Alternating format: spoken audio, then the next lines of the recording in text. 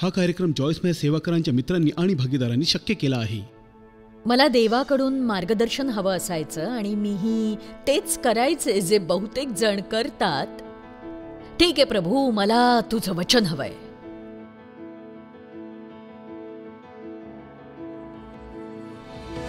मी Joyce Miles, मी जे करते ते देवाने त्याच्या सामर्थ्याने माझं जीवन बदलल्यामुळे, आणि तो तुमच्यासाठीही तेच करेल. इथल्या प्रत्येक व्यक्तीला सेवेसाठी बोलावलं जातं. आपल्या सगळ्यांना ख्रिस्ताशी समेट करण्यासाठी आणि लोकांसाठी प्रार्थना करण्यासाठी बोलावलेलं आहे. इथे प्रत्येकाला एक सेवा कार्य आहे. केवळ मी नाही, कारण मी इथे उभी आहे म्हणून, आणि तुम्ही नाही, कारण तुम्ही तिथे आहात. तुमचं सेवेसाठी पाचारण आहे. आणि खरं तर जगभरातील काही लोकांपेक्षा तुम्ही अधिक महत्त्वाचे आहात, कारण जिथे लोकांना खरोखर येशूची गरज आहे तिथे तुम्ही आहात. आणि बहुतेक लोक ज्यांना येशूची गरज आहे ते आज इथे बसलेले नाहीत. आमेन. आणि मी अनेक वर्षांपासून हे सगळं लोकांपर्यंत पोहोचवू पाहतेय. आपण देवाचे राजदूत आहोत. विस्तारित बायबल म्हणतं की आपण त्याचे वैयक्तिक प्रतिनिधी आहोत, आणि देव आपल्याद्वारे जगाला आवाहन करतोय हे लक्षात घ्या. हे खूपच छान नाहीये का? तुम्ही देवाचे वैयक्तिक प्रतिनिधी आहात आणि तो तुमच्याद्वारे जगाला त्याचं आवाहन करतोय. म्हणून तुम्ही जगाच्या तुमच्या छोट्याशा भागासाठी जबाबदार आहात. मग ते कुठेही असेल. तुमच्या कामावरचे लोक, किराणा दुकानातले लोक, तुमच्या जिममधले लोक, कुठेही जिथे तुम्ही जाता तिथे तुम्ही त्याचं प्रतिनिधित्व करताय. आणि मला असं नाही म्हणायचं की तुम्ही प्रत्येकालाच शिकवण द्या.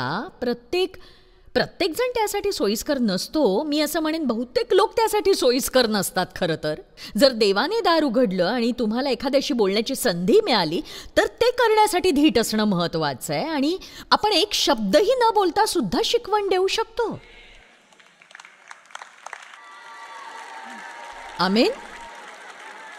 ख्रिस्ती म्हणून आपलं जीवन जगत असताना, विशेषतः आज, कारण आज खूपच अशोभनीय आणि कुरूप मनोवृत्तीचे लोक आहेत, आणि त्यामुळेच तुम्ही फक्त बाहेर पडा आणि छान राहा, हसतमुख राहा, लोकांचं कौतुक करा, त्यांच्याशी चांगलं वागा, त्यांना मदत करा, आणि लवकरच त्यांना जाणून घ्यावंसं वाटेल की तुमच्यात नक्की वेगळं काय आहे.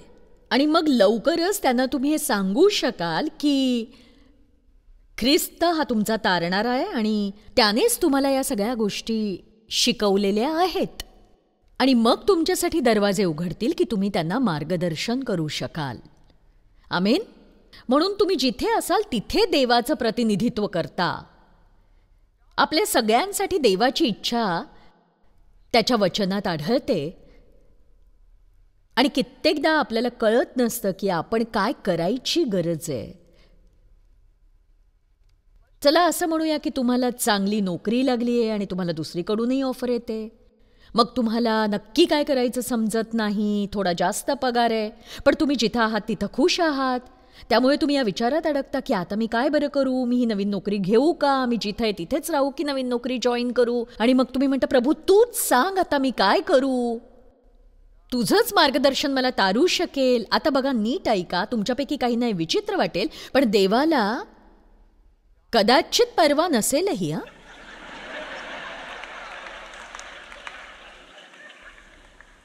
बघा, हाच मुद्दा आहे. आपल्या जीवनात देव आपल्याला निर्णय घ्यायला खूप वेळ देतो, पुरेसा वेळ देतो. ठरवा, शांतपणे ठरवा.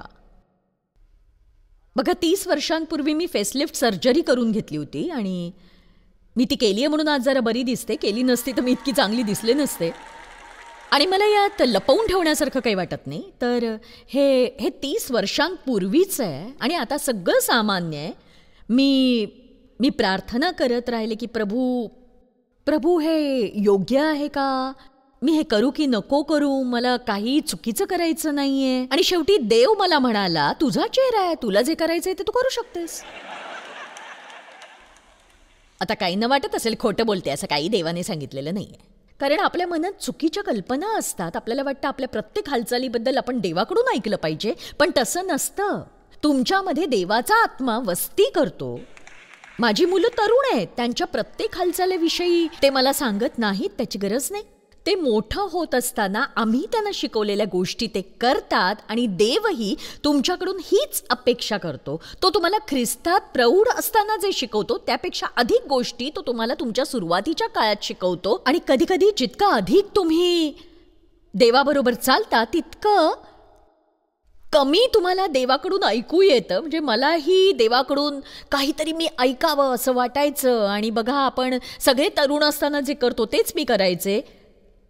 ठीक आहे प्रभू, मला तुझं वचन दाखव.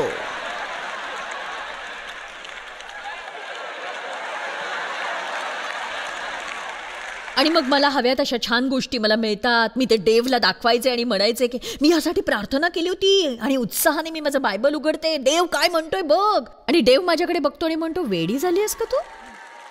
आणि ते आणखीन मजेशीर तेव्हा होतं जेव्हा मी, अरे दुष्ट पापी माणसा, तुझा धिक्कार असो. हे नको, हे नको, आणखीन काहीतरी निवडते, आणखी काहीतरी. मला मिळेल का दुसरं वचन?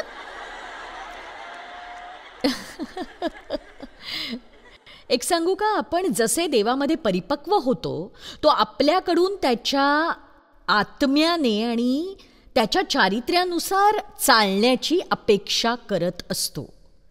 जसं आम्ही आमच्या सगळ्या मुलांना उदारता शिकवली आणि म्हणून आता आम्ही त्यांना देण्याबद्दल कधी काही सांगत नाही. ते किती देत आहेत, काय देत आहेत विचारतही नाही. ते सगळेच उदार आहेत. प्रामाणिकपणा ही आमच्यासाठी मोठी गोष्ट आहे आणि आम्ही आमच्या मुलांना त्यांचे शब्द पाळायला शिकवलंय. आणि मला त्यांना पाहून बरं वाटतं. ते त्यांचा शब्द ते पाळतात. आणि बायबल म्हणतं, आपण वाहिलेल्या शब्देने स्वतःचे अहित झाले तरी ती मोडत नाही. लोकांनी त्यांचे शब्द पाळणं सुरू केलं तर काय होईल सांगा? आणि ख्रिस्ती अनेक वेळा जगातील लोकांप्रमाणेच दोषी असतात. ते आपल्याला वाटतं साईन अप करून गप्प बसलेलं चांगलं आहे. मी तुला पुढच्या आठवड्यात कॉल करेन, पण तुम्ही करणारच नसता, कारण तुम्हाला करायचाच नसतो तो कॉल. हाच एक मार्ग असतो तुमच्याकडे. जर आपण कुणाला कॉल करणार हे सांगतो तर तो करणं गरजेचं आहे. आमेन. आता तुम्ही मनातल्या मनात म्हणत असाल, अरे बापरे, मला सुद्धा भरपूर कॉलबॅक करायचे. पण बघा, हाच एक मार्ग आहे की कुठल्याही परिस्थितीत आपण देवासारखे वागून त्याचं प्रतिनिधित्व करू शकतो. आपल्याला असं वाटतं का की देव आपल्याला एखादी गोष्ट करतो असं सांगेल आणि ती करणार नाही? नाही ना. मग आपणही तसं करू नये. म्हणून मी माझ्या तरुण मुलांना त्यांचे स्वतःचे निर्णय घेऊ देते. मी त्यांच्यात पडत नाही. आणि एक सांगू, कित्येकदा देव तुम्हाला स्वतःचे निर्णय घेऊ देतो. ऑगस्टीन जे म्हणाला ते आवडतं, देवावर प्रीती करा आणि तुम्हाला आवडेल ते करा. आणि तुम्हाला माहिती आहे का, जर तुम्ही खरंच देवावर प्रीती करता तर तुम्ही त्याला न आवडणाऱ्या गोष्टी करणारच नाही. आणि हे सगळं हृदयाशी संबंधित आहे. जर तुमचं मन योग्य आहे ना, म्हणजे जगातली सगळ्यात शेवटची गोष्ट मला करायची असेल तर ती देव माझ्यापासून करू इच्छित नसलेली गोष्ट. कारण माझ्याकडे अशा गोष्टी होत्या ज्या देवाला माझ्याकडे नको होत्या. आणि देवाला तुमच्याकडे नको असलेल्या गोष्टींची काळजी घेण्यापेक्षा जास्त दुःखद गोष्ट नाही. हे कठीण काम आहे. जे काम तुम्ही सुरू करता ते तुम्ही पूर्ण करा. म्हणून जेव्हा तुम्ही तुमच्या सर्वोत्तम क्षमतेसाठी बाहेर पडता तेव्हा देव आहे याची खात्री करून घेणं गरजेचं आहे. पण जर तुम्ही चूक केली तर तेही ठीक आहे, कारण देव परत योग्य मार्गावर आणेल, नक्कीच आणेल तुम्हाला. आमेन. पण मला हे जाणून घेणं खूप सुखद वाटतं की मी केलेल्या प्रत्येक हालचालीबद्दल मला देवाकडून काही विशेष शब्द मिळणं गरजेचं नाही, पण मी खरोखर निर्णय घेऊ शकते कारण देवाचा माझ्यावर विश्वास आहे. देवाला खात्री आहे माझ्याबद्दल की मी निर्णय घेऊ शकते. तर मी निर्णय घेऊच शकते की मला नवीन नोकरी करायची आहे की मी जिथे आहे तिथेच ठीक आहे. मग जॉयस, मी कसा निर्णय घेऊ? शांत निवांत बसा आणि साधक बाधक मुद्दे लिहून काढा आणि समजुतीने विचार करा की जर मी इथे नवीन ठिकाणी काम करायला गेले तर जास्त पैसे कमवीन आणि ते माझ्या घराच्या आसपासच आहे. पण एक सांगू, मी जिथे तिथे मला खूप आवडतंय, तिथले लोक खूप चांगले आहेत, त्यामुळे थोड्या जास्त पैशांसाठी मी या सगळ्या गोष्टी सोडून देणं हे योग्य ठरेल का? कधी कधी तुम्ही स्वतःशी गप्पा मारता आणि तेव्हा देव तुमच्याशी बोलत असतो आणि तुम्ही एका चांगल्या निष्कर्षापर्यंत पोहोचता. त्यामुळे तुम्हाला मदत होते. आणि बघा, पुष्कळ लोकांना काय करावं हे कळत नाही, कारण ते कुठल्याही गोष्टीसाठी बाहेर पडायला घाबरतात. देवाची कृपा आपल्यावर कधी आहे आणि कधी नाही हे ओळखायला आपण शिकायला हवं. त्याने तुम्हाला खूप मदत होईल.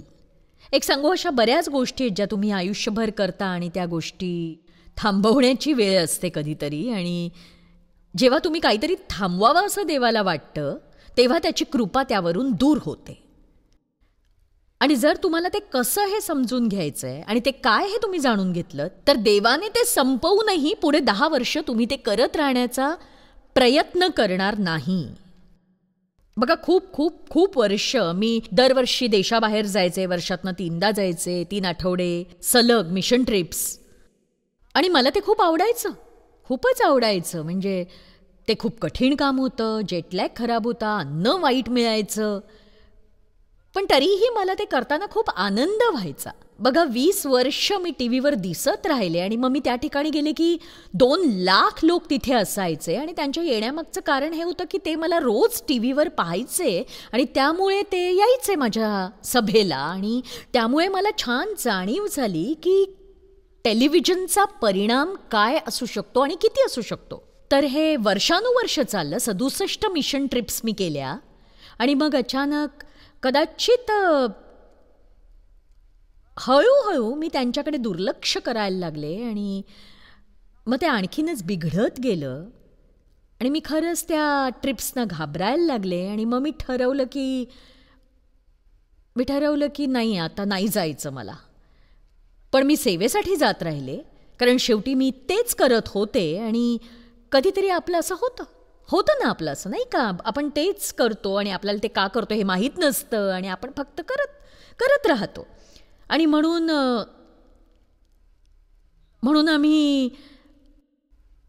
आम्ही ठरवलं की एके ठिकाणी जाऊन क्रुसेड करायची, जे स्वस्त नव्हतं. आणि बघा, आमचं परमिट काढून घेण्यात आलं. मग आम्हाला ती जागाच मिळू शकली नाही आणि आम्ही खूप ठिकाणी गेलो, पण कुठेच जागा मिळाली नाही. मी कंबोडियात एका ठिकाणी गेले आणि सगळे लोक रिंगणाच्या आत गेले आणि तिथे इलेक्ट्रिक गेट्स होते. आणि जेव्हा सगळेजण आत गेले तेव्हा त्यांनी वीज बंद केली. त्यामुळे मला आत जाऊ देण्यासाठी ते इलेक्ट्रिक गेट्स उघडलेच नाहीत. आणि आराधनेची टीम तिथे होती, लोक तिथे होते, पण मी तिथे जाऊ शकले नाही.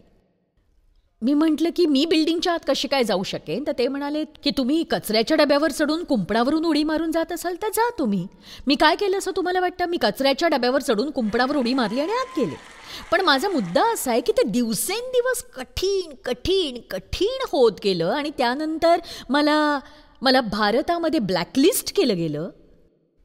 मला प्रवेश मिळू नये म्हणून कोणीतरी माझं नाव त्या यादीत टाकलं. लांबलचक कथा आहे ती. आणि शेवटी माझ्या लक्षात आलं की मी हे यापुढे करावं अशी देवाची इच्छा नाही. जेव्हा त्याला वाटलं की मी हे करावं, मला अनुकूलता मिळाली, दरवाजे उघडले गेले, सगळं काही अगदी सुरळीत आणि सोप्या पद्धतीने होतं. चला, कुणी ऐकतंय का माझं नीट? मग जेव्हा हे सुरू झालं तेव्हा सगळं काही कठीण, आव्हानात्मक होतं.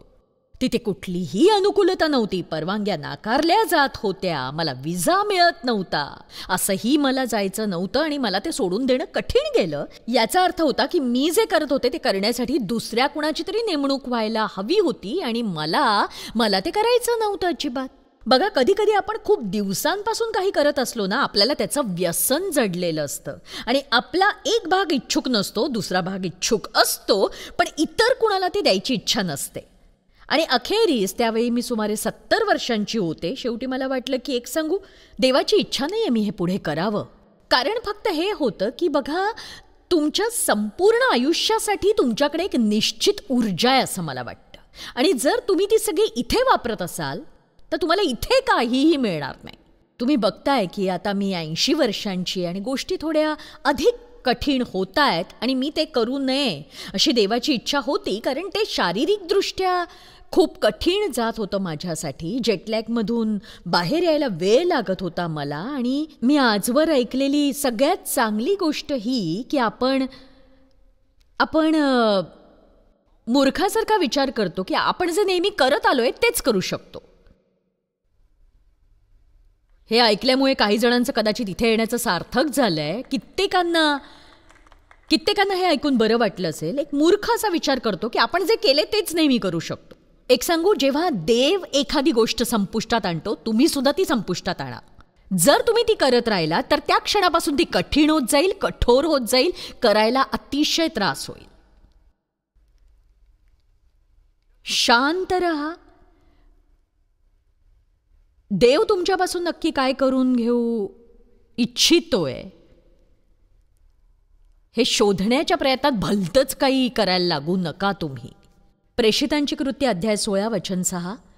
पौल त्याच्या आशिया प्रांतात प्रवास करत होता आणि ते वेगवेगळ्या ठिकाणी वेगवेगळ्या शहरांमध्ये जात होते. आणि मी कुठेही वाचलं नाही जिथे असं म्हटलंय की पौल ज्या ठिकाणी गेला त्या ठिकाणी त्याची मोठी प्रार्थना सभा होती, तो फक्त गेला. आणि मग पुढे आपण पाहतो की त्यांच्या प्रवासात त्यांनी ज्या ज्या ठिकाणी जाण्याचा प्रयत्न केला, बायबल म्हणतं की पवित्र आत्म्याकडून त्यांना प्रतिबंध झाला. त्यांना आशियात जाऊ दिलं नाही, बिथुनियातही जाऊ दिलं नाही. पण मला वाटतं की हे मनोरंजक आहे की मोठमोठ्या प्रार्थना सभांसाठी ते कुठेही जात नव्हते, ते असेच जात होते. आणि त्यांना काही अयोग्य घडत असलं किंवा चुकीचं होत असलं की कळत होतं. आणि काही जण आपल्या हातून काही चूक घडू नये यासाठी काहीही करण्याची जोखीम घ्यायला तयार होत नाहीत. पण आज मी तुमचा दिवस सुखद करणार आहे, कारण तुमच्याकडून कधी काही चूक झाली तर त्याबद्दल काळजी करायची गरज नाही आहे. तुम्हाला हे म्हणायची गरज नाही पडणार माझी चूक असेल तर. मी तुम्हाला सांगते की तुम्ही कधीतरी चुका करालच, करतोच आपण. मला माझी एक मैत्रीण आठवते जी प्रस्तुती आधी सतत म्हणायची, मला वेदनांची खूप भीती वाटते, मला त्या कळ्यांची खूप भीती वाटते. आणि मी म्हटलं, अगं तू घाबर नाही तर नको घाबरू, वेदना या होणारच आहेत. काही गोष्टी जशा आहेत तशा स्वीकारून पुढे जायला हवं. काही वेळा तुमच्याकडून चुका या होणारच आहेत आणि ते एका परिपूर्णतावादी व्यक्तीसाठी कठीण असतं. त्यांच्याकडून कधी चुका होतात हे स्वीकारणं त्यांना कठीण जातं. पण एक सांगू का, चुका करणं हा जीवनाचा भाग आहे. प्रत्येक वेळी योग्य गोष्टी करून जे शिकायला मिळत नाही ते आपण आपल्या चुकांमधनं शिकतो. त्यामुळे चुकांमधनंही शिका, कधीतरी हरकत नाही. आमेन. काही गोष्टींबद्दल चुका करून मी बरंच काही शिकले. आणि जसं मी आधी म्हणाले होते की बायबल आपल्याला पद्धतशीरपणे सांगतं की आपण काय करायचंय. म्हणून मला तुम्हाला सांगायचंय की तुम्ही स्वतःला देवाला समर्पित करा. आणि रोमकरास अध्याय 12:1 मध्ये छान प्रार्थना आहे. ते म्हणतं, म्हणून बंधुजन हो, मी देवाच्या सर्व करुणांमुळे एक निर्णायक समर्पण करण्याची विनंती करतो. अगदी निश्चित वाटतंय.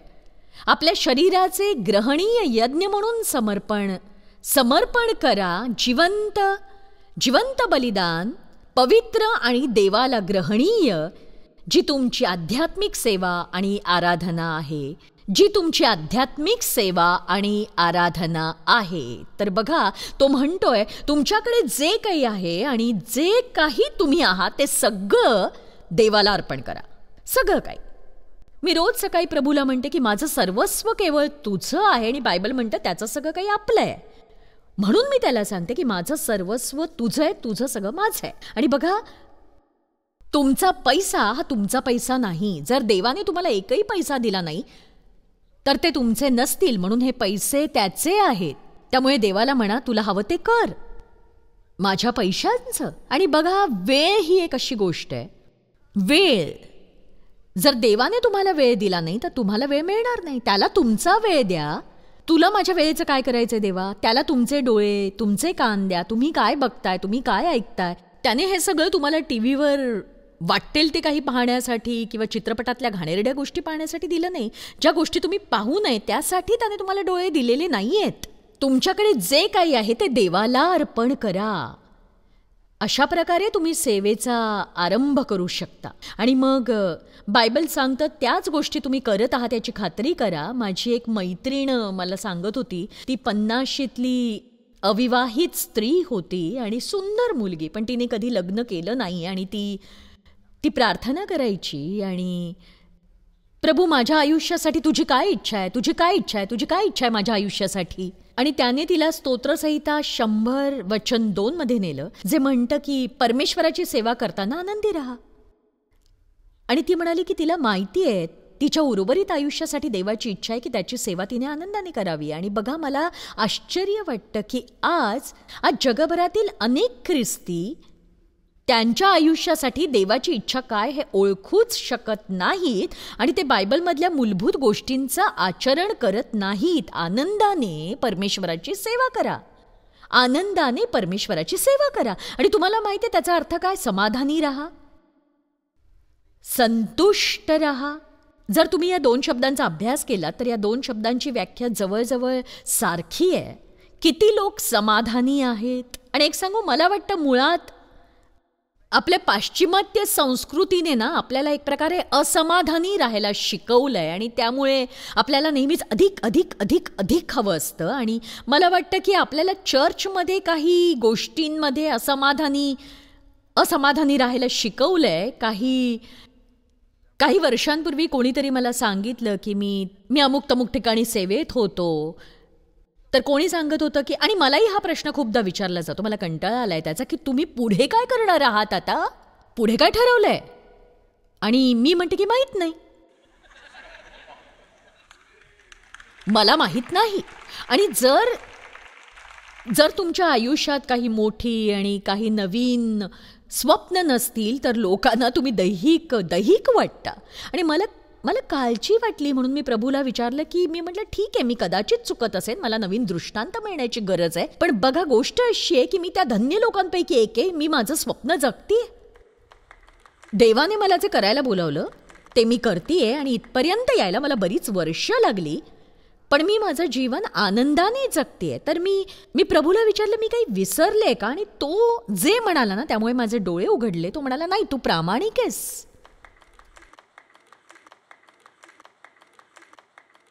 आणि बघा, खूप वेळा तुम्ही ज्या ठिकाणी असता तिथं प्रभूची इच्छा असते तुम्ही त्या ठिकाणी विश्वासू राहावं. आणि बरेच लोक स्वतःला अडचणीत आणतात कारण ते विश्वासात असूनही समाधानी नसतात.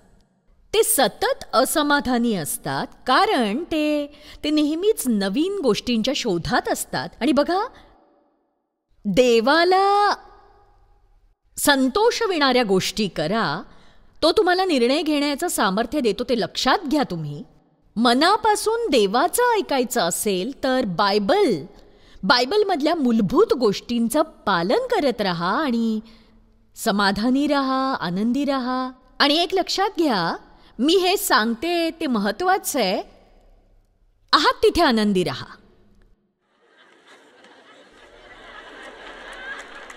आहात तिथे आनंदी राहा. आमेन. बघा, जर आज तुम्ही इथे आहात आणि ख्रिस्ताला आपला तारणारा म्हणून स्वीकारलं नसेल तर कृपया ते केल्याशिवाय घरी जाऊ नका.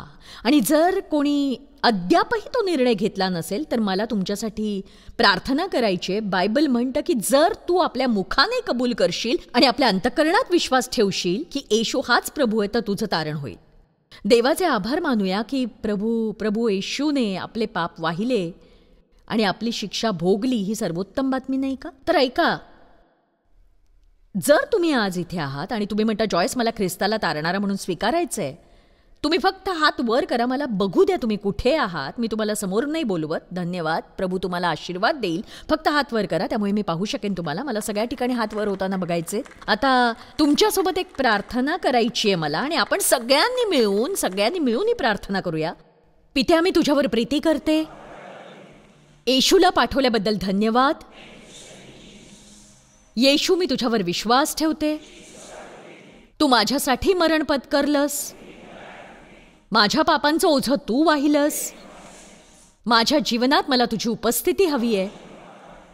माझ्या पापांसाठी क्षमा कर. मला शुद्ध कर. मी आहे तशी माझा स्वीकार कर आणि तुझ्या इच्छेनुसार मला घडव.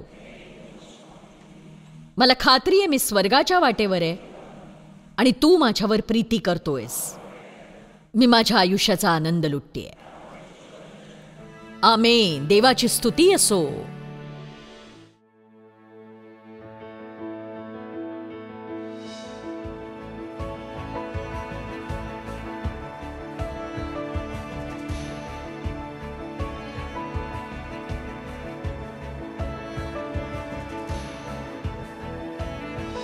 हा कार्यक्रम जॉयस्मायर सेवाकरांच्या मित्रांनी आणि भागीदारांनी शक्य केला आहे.